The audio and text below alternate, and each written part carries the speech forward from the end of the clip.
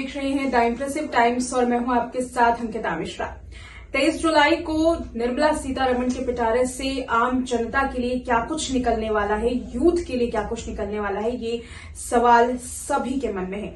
हमने भी ground zero पर जाकर के ये जानना चाहा कि आम जनता क्या चाहती है आने वाले बजट से।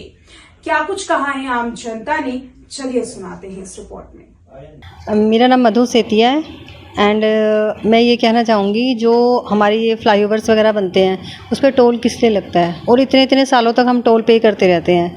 एक पलवल तक जाते हैं, फरीदाबाद से पलवल, रास्ते में कितना टोल हमें पे करना पड़ता है। मतलब अगर महीने में अगर आपके 2-3 ट्रिप अगर वहाँ के लग रहे हैं तो वेस्टेज ऑफ मनी ही है। बजट को लेकर के बहुत हमें एक्सपेक्टेशंस होती है हमेशा ही, और मैं काफ़ी सारी चीज़ें जब ऑब्ज़र्व करती हूँ तो उससे लेकर के मेरे को ये लगता है, मेरे दिमाग में बहुत सारी बातें आती हैं। और आपने बहुत अच्छा किया, आज ये प्लेटफॉर्म हमें दिया है, हम अपनी बात जो है पहुँचा सकते हैं। मेरे को लगता है solar energy is a very very upcoming energy source, तो उसको हमें ज़रूर प्रमोट करना चाहिए।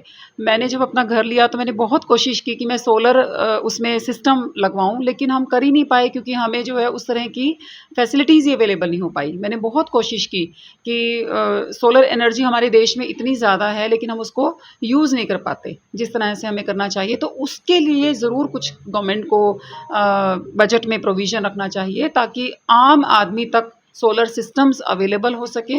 तो ये तो रही आम जनता की बात, लेकिन यूथ क्या चाहती है सरकार से, कैसा होना चाहिए बजट, देखिए इस रिपोर्ट में। मैं चाहता हूं कि हमारे हेल्थ पे जो टैक्सेस लगते हैं वो कम करने चाहिए, क्योंकि जैसे हमारे जो जनरल हमारे इंडिया के लोग हैं वो ज़्यादा हेल्थ पे अपना फोकस नहीं कर पाते, और जो हेल्थ की जो हमारी कंडीशन है देश में वो भी बहुत ज़्यादा ऑर्गेनाइज नहीं है और बहुत ज़्यादा एक्सपेंसिव है। चाहे नॉर्मल ऑपरेशंस हम देखें जो भी होते हैं सब बहुत ज़्यादा मुश्किल है, तो उसके कम से कम टैक्स कम होना चाहिए। और इनकम टैक्स भी बहुत ज़्यादा कर रखा है, वो भी कम होना चाहिए, क्योंकि एज हम दूसरी कंट्रीज़ में देखें तो इनकम टैक्स वहाँ पे है, बट वहाँ पे उसके साथ फैसिलिटीज़ भी है, हेल्थ की फैसिलिटीज़ मिलती है उन्हें, ट्रांसपोर्ट पे उन्हें दूसरी फैसिलिटीज़ मिलती है, कोई डिडक्शन मिलता है। लेकिन हमारी कंट्री में नहीं है, इनकम टैक्स बहुत ज़्यादा है और कोई बेनिफिट्स नहीं मिलते, तो हम चाहेंगे इनकम टैक्स पे कुछ बेनिफिट्स भी मिले।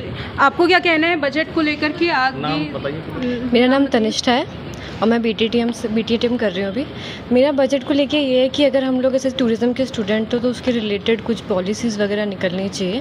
जैसे टूरिज़्म सेक्टर बढ़ रहा है हम लोगों का, तो उसके रिलेटेड अगर कुछ निकलेगा तो लोग और ज़्यादा स्कोप करेंगे कि बाहर निकले और ट्रैवल करें, क्योंकि अब हर जगह जो है भीड़ लगने लग गई है कि लोगों को जाना ही जाना है उस जगह पे। जैसे ओवर पॉपुलेटेड कर रहे हैं जगह को, उसकी वजह से प्रेशर भी पड़ रहा है जगह पे। तो कम से कम वो ट्राई करें कि कम से कम जो रेट्स हैं वो मिनिमाइज़ हो, कि लोग जो है वो जो डिफ़िकल्ट जगह है, जब भी बहुत एक्सपेंसिव जगह है वहाँ पे भी ट्रैवल कर सकें। प्लेसमेंट को लेकर के भी कुछ कहना है?